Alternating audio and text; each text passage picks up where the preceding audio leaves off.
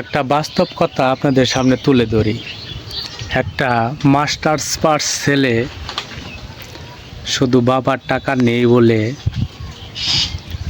কোনো একটা সরকারি প্রতিষ্ঠানে তার চাকরি হয় না। সে ঠিকমতো টাকা ঘুষ দিতে পারে না।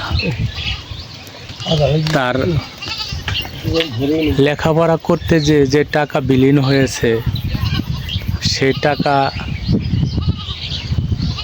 তোলার জন্য সে তার একটা কর্মসংস্থান বা একটা চাকরির দরকার।